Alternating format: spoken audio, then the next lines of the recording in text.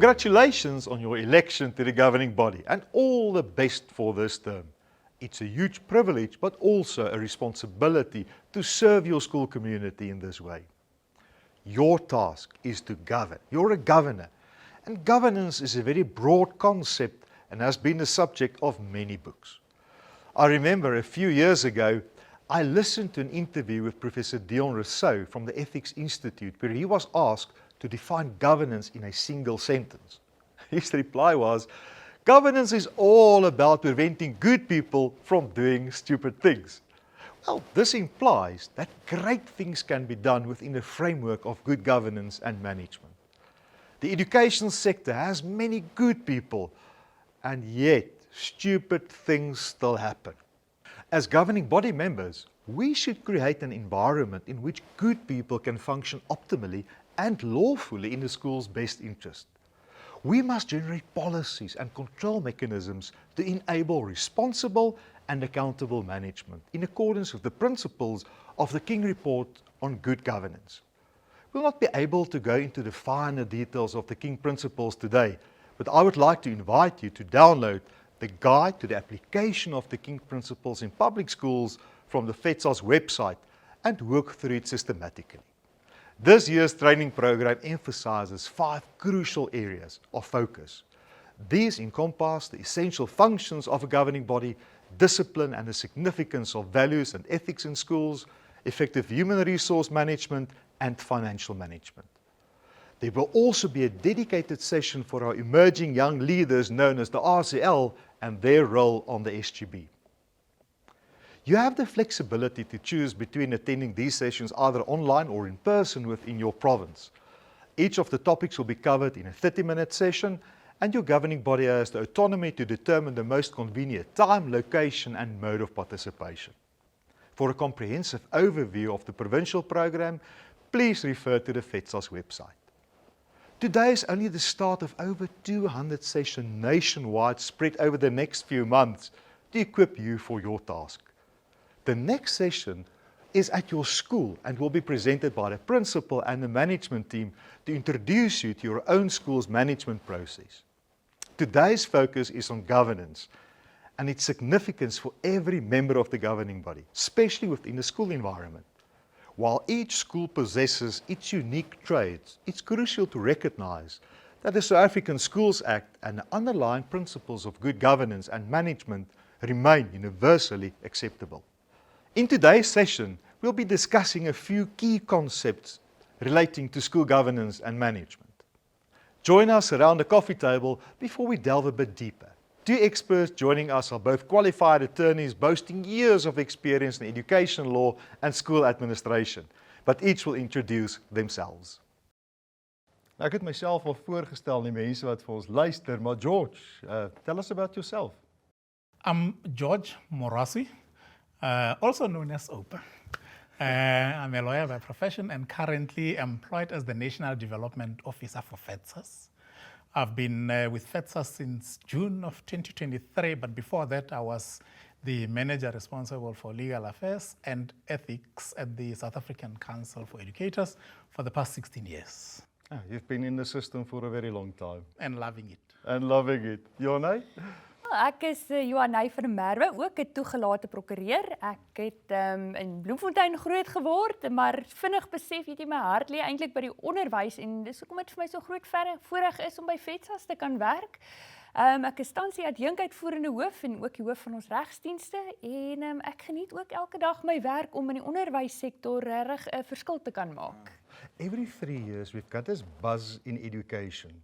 A new wave of energy with new members of school governing bodies. So we know it's a very important structure, but if you're a new member of an SGB, even if you're a lawyer, would you know what to do, George? I wish I could say I would know. I don't know what I would do. I'm just waiting to be, or I would love to be trained, because I've realized on many fronts that much as you may have a lot of knowledge on other aspects, most people don't know what's expected of them in terms of the South African Schools Act, especially if you are to serve as a member of the school governing body. So I think the FEDSAS training is something that's going to take me from zero to somewhere. Yeah, even if you're an admitted lawyer or an advocate or a professional person, The context is quite different from what we experience in private practice or in any other sphere of life. The experience is completely different, unless if your focus is on education law. So this is where you're going to learn education law for the first time. Yeah. You may have studied it, but you're going to learn the practice of it for the first time. So it's time to come on board and let's do this together. Ja, nou ek het net nou gesê die onderwys is vol goeie mense, maar ons sien hoe word simpel foute gemaak. En baie van daai simpel foute eindig op jou lesenaar. Hoekom gebeur dit? Inderdaad, Jaco, nee, kyk, ek dink daar gaan nie 'n week verby wat ek nie 'n glimlag op my gesig het nie, want dis regtig goeie mense, ouens met 'n hart en 'n passie vir hulle skool wat dom dinge doen. En ek dink baie keer doen ouens dit want hulle is onkundig.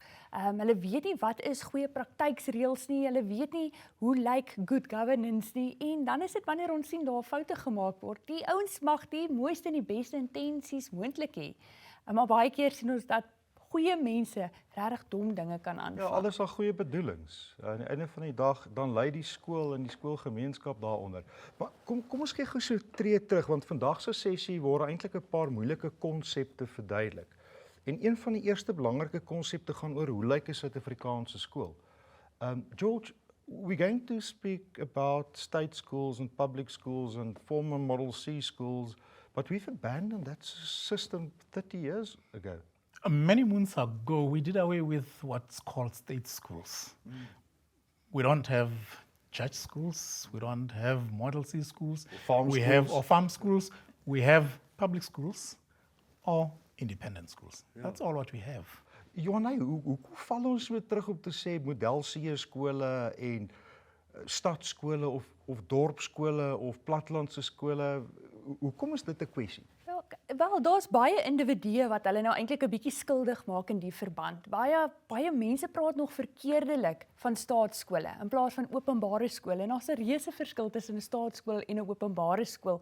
Jy weet, wanneer ons kyk na 'n openbare skool, is dit die ouers, is die individue wat regtig die skool bedien en wat die gemeenskap bedien. So ek dink een van die redes is die spreekswyse, en ons lees baie keer in die media ook verkeerdelik waar daar gerapporteer of verwys na staatskole, terwyl ons 'n demokratiese verkose beheerliggaam het wat uit die meerderheid van ouers bestaan. En daar kan ek ook net vinnig verwys na Wetskrif 1, en dis daardie dokument waarop die skolewet gebou is, wat pertinent sê dat ons ouers is primêr verantwoordelik vir die onderrig van ons kinders. So wanneer ons dit binne daai konteks sien, moet ons besef ons werk met 'n openbare bestel en 'n openbare stelsel waar ouers die kernrol te speel het. Ja.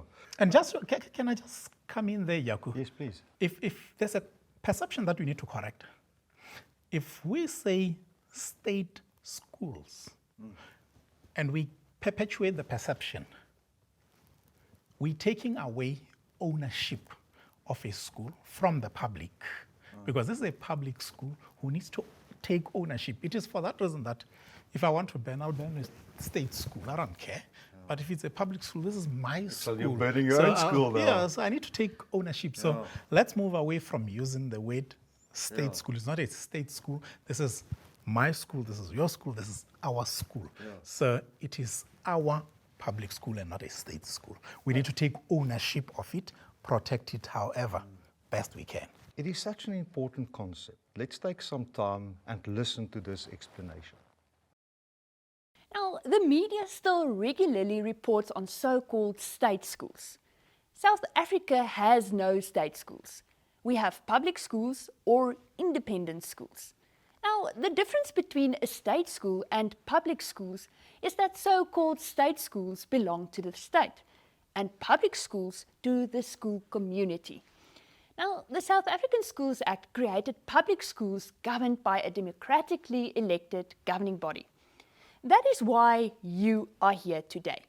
It is therefore wrong to refer to state schools because it implies that the state or the education department has sole powers in schools, that public servants or departmental officials will decide what happens at the school, who is appointed, and which programs will be offered. Now, White Paper 1 placed the ownership over schools in the hands of the community and place the responsibility for the education of children in the hands of parents. Now, in terms of Section 15 of the South African Schools Act, all public schools are juristic persons. Therefore, this means that all public schools stand separately from state administration. The school does not belong to the state, nor is it governed by the state. Section 16 of the South African Schools Act provides that the governance of all public schools is vested in their governing bodies. Therefore, referring to schools in South Africa as state or governance schools is a gross denial of the special nature of public schools in the country. It is also a gross denial of the rights of all those involved in public schools. Regspersoonlikheid binne die skoolkonteks is eintlik vreemd om te dink dat 'n skool is 'n regspersoon en dis die volgende konsep waarmee ons bietjie gaan werk. Nou, as lawyers, we understand the principle of a juristic person. But why is it so significant that public schools in our country are juristic persons? Why? Wel, as ek dalk so by eerste kan wegspring, ons het nou net gepraat oor skole wat openbare skole is. Nou, openbare skole moet tog binne iets kan funksioneer. So net soos ons drie dalk nou hier natuurlike persone is wat besluite kan maak, wat sekere aankope kan maak, net so moet 'n skool ook tog sekerlik om behoorlik te kan funksioneer, daardie aksies kan uitvoer. En die voertuig wat ons gebruik om dit dan nou te kan doen, is deur middel van regspersoonlikheid. So as ek dalk vinnig kan verduidelik, die skolewet ken daardie regspersoonlikheid toe aan die skool. En is dan nou ons beheerliggaam wat namens daardie regspersoon sal handel. So ek dink dis 'n belangrike konsep en begrip om te verstaan. George, the school have to apply to be a juristic person. You don't have to apply to be by virtue of you being born as a school. Yes, you exist, but you don't have eyes, limbs, ears. Therefore, the school governing body becomes there's ears, limbs, and the school governing body is the one that can enter into contracts on behalf of the school. It can sue, it can be sued. Let me explain this in detail. Let's explain the concept of juristic personality and look at a school as a juristic person. In terms of Section 15 of the South African Schools Act, all public schools are juristic persons. The concept of juristic personality has developed hand in hand with natural personality in order to afford certain bodies the same or similar legal powers and functions as natural persons. A natural person is someone like you and me. These powers include owning assets or incurring liabilities such as buying a new school bus, concluding a contract such as purchasing a photocopying machine, and suing, which means that a parent who doesn't pay school fees can be sued by the school, or being sued when you have missed a payment on the school bus. Companies, for example, are also juristic persons. Neither companies nor public schools have limbs or organs like natural persons do. Therefore, a company acts through another type of organ, namely its board. In the case of a public school, that organ is the school's governing body. This means that the governing body is the public school's brain, eyes, ears, arms, legs, hands, and feet, and it acts on behalf of the school. The school governing body itself is not a juristic person, but is only the organ through which the public school as a juristic person acts. All governing body actions can only occur on behalf of and for the benefit of or at the cost of the school. Since public schools are juristic persons, they also have a particular identity worth protecting. The school has the right to its own identity as long as it falls within the parameters of its duty to be a school. This includes the right to its own name, to choose its location, its colors, its songs, traditions and customs, its composition, which means the school can choose whether it is a unisex school, single medium school, double medium school, parallel medium school, primary, secondary, or a combined school, and so forth. Therefore, no one can simply take these rights away from the school. A practical example. No parent can make defamatory allegations on social media against a school without consequences.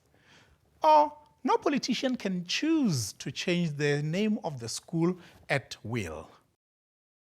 Dis my baie interessant as ons koerantberigte lees oor skole en die goed wat skole partykeer doen, but also to see the kind of interferences we sometimes get from officials or politicians. And we know within the next few weeks or months we'll have a national election.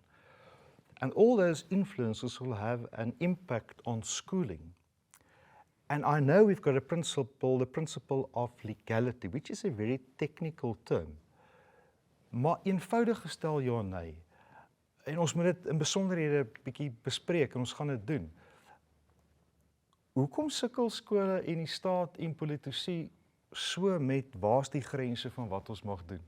Wel kyk, ek dink baie belangrik, kom ek dalk net eers sê as ons praat oor die beginsel van legaliteit, dan beteken dit eenvoudige taal, ons kan nie doen wat die wet ons toelaat om te doen. Nou, ons het soveel amptenare, ons het soveel lede wat op beheerliggame doen en daar is 'n magdom wette wat vir ons voorskryf en vir ons moet lei omtrent wat dit is wat ons moet doen.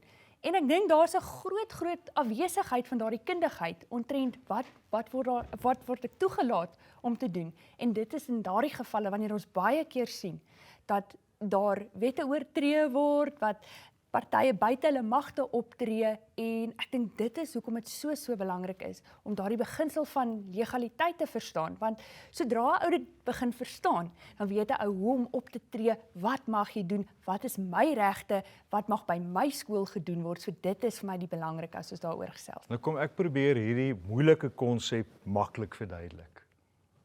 The law still reigns supreme, and no official may simply act outside the legislative framework.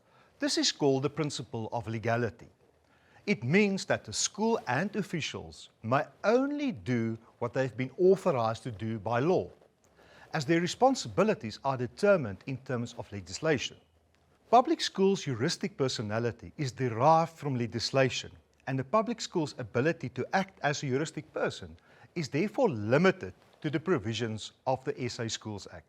Section 15 and 16(1) of the Schools Act restrict the functions of a school and governing bodies to only those functions permitted by the Act itself. That is the principle of legality. Let me explain this. I'm a natural person, and within our country, I have the freedom to do anything unless the law prohibits it. But once I act as a functionary in an official capacity, I can only do what the law allows me to do. So as a member of a governing body, I can only do what the SA Schools Act and other education legislation allows me to do, or if I'm an official of the department, only what the law allows me to do as a state official. It sounds very complicated, so let me explain this very graphically. On the one hand, we have the school as a heuristic person, there we go, and on the other hand, the state in the form of the Department of Education. Thank you. Both are separate legal entities.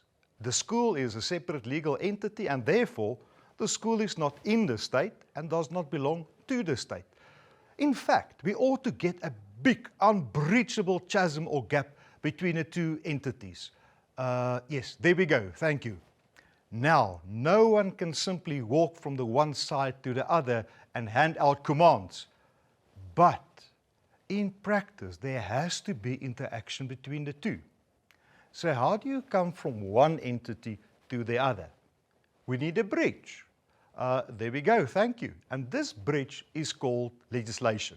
For example, the principal is appointed by the department, but uses the bridge to come and work at your school. In this case, the Employment of Educators Act. Governing bodies also need bridges to do their jobs. The contrary is also true. If there is no bridge created by law, the action cannot take place. Like when an official requests the school to submit bank statements every month. If the Schools Act does not provide for that, and it doesn't provide for that, the official cannot request it and the school may not hand it over. So the question about legality simply deals with whether or not there's a statutory provision for the action, or do you have a breach or not. The Constitutional Court explained the principle clearly in the FEDSAS Life case in 1998 and said it seems central to the conception of our constitutional order that the legislature and executive in every sphere are constrained by the principle that they may exercise no power and perform no function beyond that conferred upon them by law. This places a great responsibility on the school's governance and management structures to know the law and to apply it. It's therefore important to join the FEDSAS training, visit our website, consult and use our products. Een van die lekkerste goed vir my in my werk is om met lede van beheerliggame te werk, want dis baie keer iemand wat alreeds 'n merk in die lewe gemaak het en nou op 'n vrywillige basis kom dien jy met jou gawes en talente, kom dien jy by 'n skool. En dis gewoonlik mense wat nie wil huil oor die probleme in die stelsel nie, hulle soek antwoorde. But George, the individual members of the SGB, how should we look at the individuals on the SGB? They've been elected now, but how do you harness the energy? Where do they report? What's the significance of the individual members of the SGB?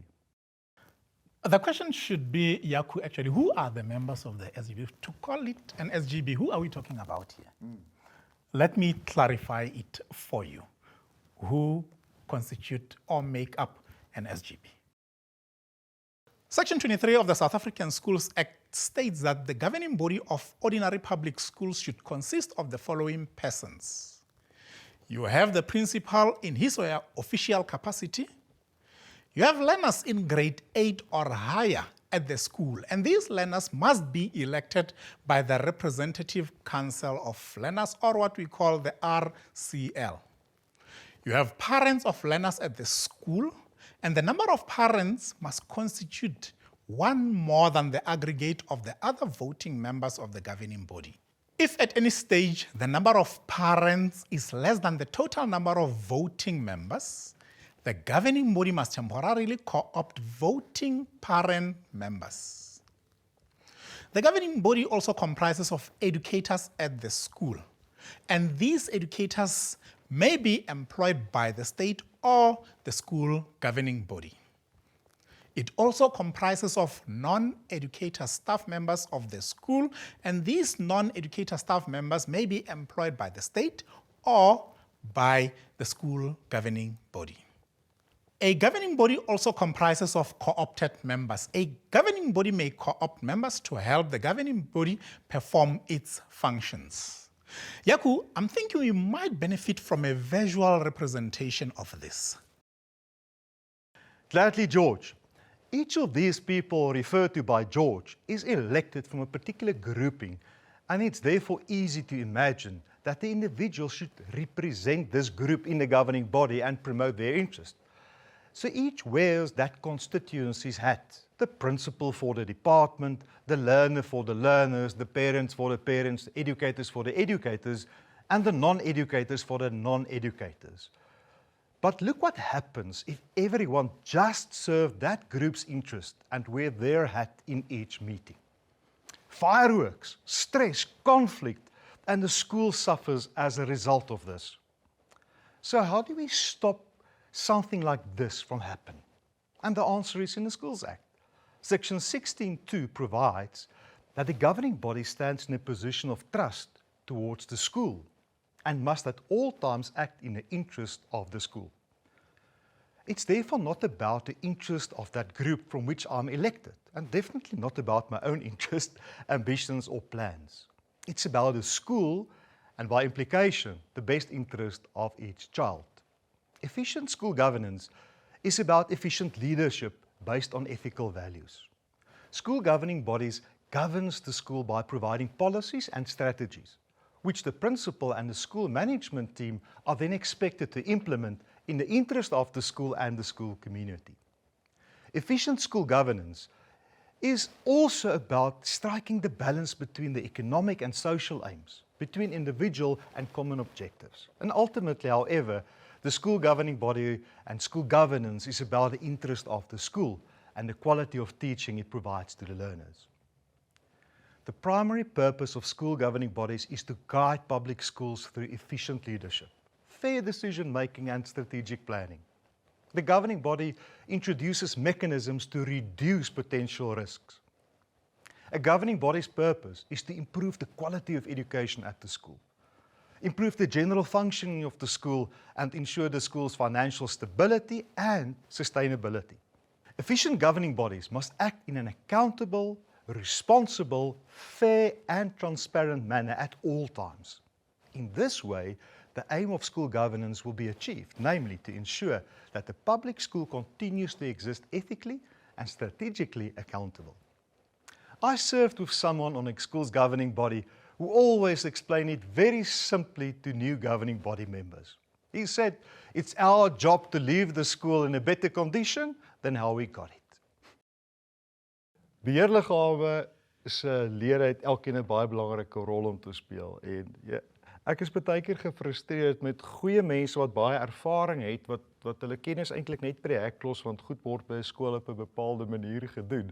Maar daar's tog baie belangrike vergelyking tussen skool en besigheid en sakesektor, Johanay. Is dit nie juist belangrik om daai kundigheid wat ons in ons gemeenskap het juist na die skool toe te bring nie? Absoluut, Jaco. Ek dink ons praat van 'n beheerliggaam of 'n governing body. So, jy weet, hulle is daar met 'n doel om te govern.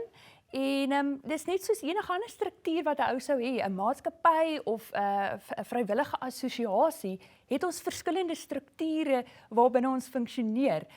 Maar ek dink om dit te verduidelik, kom ons gaan kyk gou grafies daarna. We know that public schools is a public school and a juristic person. We understand that we must act within the framework of the law. We all know that the governing body governs the school and that we stand in a position of trust towards the school. So, how will this practically work in the school? Now, according to Section 16.3 of the South African Schools Act, the professional management of a public school is undertaken by the principal under the authority of the HOD of the province. Now, this graph helps me to understand this role. The school governing body is like the board of directors of a company. The principal is like the CEO. Now, the board will adopt policy, work on strategy, set targets, but then delegates functions to the CEO to execute. Now, the CEO, being the principal, will then get staff to assist him or her in committees like finances, hostels, sport, etc. And ultimately, the school community will benefit. Now, the CEO will report back to the board or principal back to the school governing body. The school governing body is not involved in the operational work at school level. That is the duty of the principal and staff, but they account and report back to the school governing body. School management is about the teaching and learning activities that take place at school. The principal and educators implement the policies developed by the governing body. School management focuses on the practical planning, organising and monitoring of all education activities aimed at providing quality education. School managers are the education leaders who motivate, inspire and guide educators and learners to enable education and teaching based on sound values. Now, for sound collaboration and mutual trust between school governance, that's the school governing body, and school management, the school principal and educators, the two components must have shared values, be clear on their respective responsibilities, be accountable, and act in a transparent way and be fair. Baie dankie vir daai verduideliking, Johan. Dit maak baie sin. Maar hierdie CEO, hierdie uitvoerende hoof van hierdie maatskappy, sit bietjie in 'n baie unieke situasie. George, because the CEO of the school, the principal, he is reporting to different structures, or she. That's the person I pity the most. Because the principal sits in the most, I always call it a hot seat. Because he has to report to everyone. He has to report to his employer being the department or a provincial department of education. He has to account to the SGB also in its capacity as governance. The SACE, or the South African Council for Educators, may still ask questions. So he's in a very difficult position, but that is his role, the most important. Not that others are less important, but he is the man in the, or the woman in the hottest seat. Yoni, would you like to clarify actually what a principal is in a school? Principals fulfill a dual function. On the one hand, they account to the HOD. On the other, to the governing body. Now, as a governing body member, the principal is no different from any other governing body member. He or she has only one vote, which is neither a casting vote nor carries more weight than any other member's vote. As a professional manager, however, the principal represents the Department of Basic Education. In terms of the professional part, that's the teaching and learning activities of the school, the principal accounts to the HOD. In terms of the other aspects of school governance and management, the principal reports to the governing body. Now, the governing body cannot personally perform all the duties imposed on it by the South African Schools Act. And quite frankly, nor is it the role of the governing body to perform all of these duties by itself. Instead, the governing body exercises oversight and must therefore delegate. The most suitable person to whom the governing body should entrust the implementation of the school's mission, policies and strategies is the principal. Again, this does not mean that the principal needs to do everything personally, but it does mean that the principal is the locus, meaning the focus point of accountability and responsibility in the school environment. However, this does not absolve the governing body from accountability and responsibility. Although the governing body may delegate the actual performance of certain duties to the principal, the governing body remains accountable in terms of common law and the South African Schools Act. On the other hand, this does not imply that the governing body may interfere in the principal and staff's everyday executive duties either. Making this work requires trust, collaboration, mutual respect, regular and transparent reporting. Dis lekker as jy so deur die land reis om te sien hoe verskillende skole werk. En selfs skole waar dit moeilik gegaan het of waar dit swaar gegaan het en daar kom nuwe leierskap in, het sy in die bestuurskant of in die beheerkant, dan kan mense 'n klomp nuwe energie in 'n skool inblaas. So I think we need to unpack what are those things that will influence a school to become a good school or a great school. Maybe you're at the school now and you're struggling. What advice can we give to those members of a governing body? What should they do? What should they focus on, George? Yaku, you've availed yourself to serve as a member of the school governing body. It doesn't help availing yourself, but you are never there. You are invited to meetings, you are not, or you do not attend the meetings, or you don't prepare for the meetings, but you attend. So you are in this plane, but you're not really serving any purpose in this plane. So you need to be there, not half-hearted, but wholeheartedly. Yone, would you like to add on? Ja, George, jy praat nou en jy het spesifiek verwys na deelname op die beheerliggaam, maar ek dink dit is baie belangrik om te beklemtoon hoe moet daardie deelname binne die beheerliggaam lyk.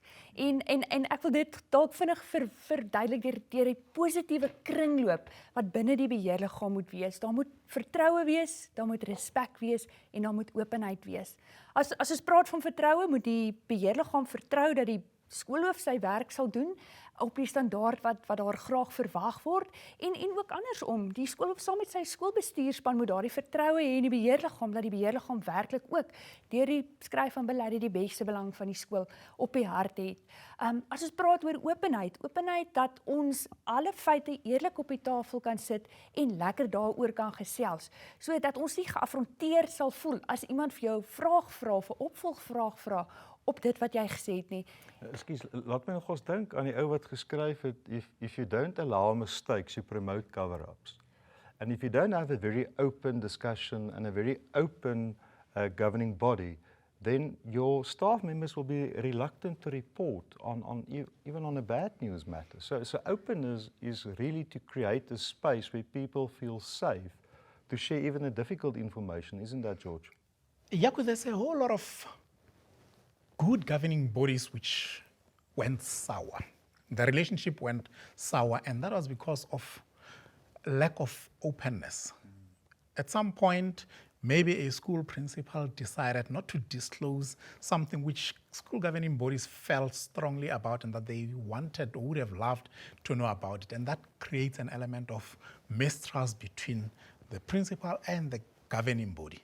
It is highly important that the principal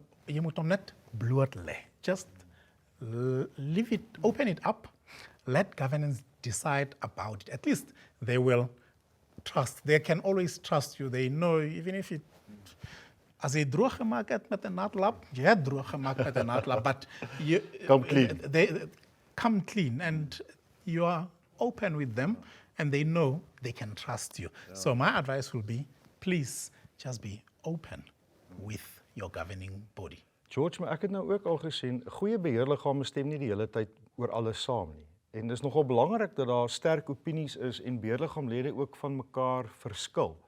Want ek het ook iewers gelees as almal die hele tyd saamstem is 'n klomp mense oorbodig, nê. Nee. So we cannot all think alike all the time. Then we're not going to make good decisions. Maar die manier waar ons van mekaar verskil is nogals belangrik, Johanna, en ek dink dis die derde een in daai deegsame sirkel, nê. Dis die derde en ek dink amper een van die belangrikste een in daardie sirkel is daardie respek vir mekaar, want as ons nie respek vir mekaar gaan hê nie, gaan 'n ou nie kan saamwerk nie. En ek dink as ons net lekker kan gesels oor hoe vestig 'n ou daardie respek, dan is dit om tyd saam te spandeer. 'n Geselligheid saam te kan hê en saam te kan braai en weekliks saam 'n koffietjie te kan drink, want sodra ons daardie respek het en 'n ou weet daar word oor moeilike sake soms gepraat, maar dat dit uit 'n plek van respek uitkom, dan is dit wanneer ons regtig sien dat ons 'n great beheerliggaam het. Maar dalk moet ons hierdie een ook net grafies kyk. Johanna, voor tussen daai skyfie toe gaan, ek lees dat respek is een van daardie universele waardes. Daar's nie 'n geloof aan hom gekoppel nie, daar's nie 'n adres gekoppel nie, daar's nie 'n randwaarde gekoppel nie. En dis een van daai universele waardes wat almal gaan onthou, doen aan ander, soos wat jy graag wil hê mense moet aan jou doen. Isn't that so true, George? Yaku, to respect you, I need to respect you by virtue of your birthright. The fact that you were born is enough. I don't need anything beyond that. You have, you don't have, it's neither here nor there. I need to respect you by virtue of your birthright. That you are learned or not learned doesn't define you. I should respect you, as I said, by virtue of your birthright. Ek wil dit nie oorbetlim toon nie, maar ek dink ek sal moet dat oorbetlim toon. Nothing beats respect. En snaaks, as ons daai ding verbreek in 'n beheerliggaam, dan verkrummel vertroue en openheid, want respek word amper hierdie gom as deel van hierdie deegsame sirkel, is dit nie? Absoluut, Jaco. Sal ons gou grafies daarna gaan Ons gaan kyk grafies. Here's that virtuous cycle of trust, respect and openness that Johanna was referring to. The article, What Makes Great Boards Great, is also available on FEDSAS' website. You may feel somewhat overwhelmed at this stage, but please be assured that FEDSAS is there right next to you on this journey. FEDSAS is proud of its comprehensive service offering to governing bodies. Our aim is to ensure that every governing body is properly trained to perform its statutory duty and act in the school's best interest, unlock the potential of the school, educators and learners, and ultimately make a difference in South Africa. Let's join Rian van der Berg, FEDSAS' Deputy CEO and Manager of FEDSAS' Centres, as he provides insight into the support, services and products that FEDSAS offers to its members. FEDSAS is a member organisation at its core. We serve our members. We don't sell them products or services. FEDSAS provides a wealth of knowledge, advice and training to members, but more importantly, give members a voice to join the collective voice of schools striving to provide quality education for our learners. FEDSAS is at the coalface with supporting members with unique problems at their schools, in the trenches with the stakeholders and the Department of Education to ensure and protect the sustainability of our schools, and the voice of reason in the community, media, and industry on matters that concern our schools and learners. We have a host of resources on our website and a wealth of knowledge and wisdom in our committed team of experts. We also look at specialized services and have established our Centre for Finance and Risk Management and Centre for Technology. The Finance Centre aims to serve schools with specialist knowledge and advice, as well as elevate the focus on good and proper financial management to ensure the sustainability of our schools. The Centre for Technology is on the cutting edge of innovation and serves schools with advice on the sensible adoption and integration of the tools of our time in the school environment for better learning and teaching outcomes. We showcase products and services from the industry and other innovation to help schools to be more efficient. We also look at fundraising opportunities for schools and currently have a project to get ongoing revenue on the top-up of data and airtime by cell phone users. Sim for Schools is an innovative project that can make a big difference in the funding of schools. FEDSAS is known for taking a stance, for making impact, for holding government accountable, and for pursuing the delivery of quality education for all learners of our beautiful country. To build trust and respect, we need to get to know each other well. And if we get to know each other better, we will share information with more openness. As members of the governing body, we'll have to try to spend time together and find each other on a personal level. Despite an overwhelming feeling, remember that FEDSAS is on this journey with you. We have a capable team of more than 40 FEDSAS staff members who are going to assist you. The contact details of each province's manager will now appear on the screen. Quickly write it down and save the details on your phone.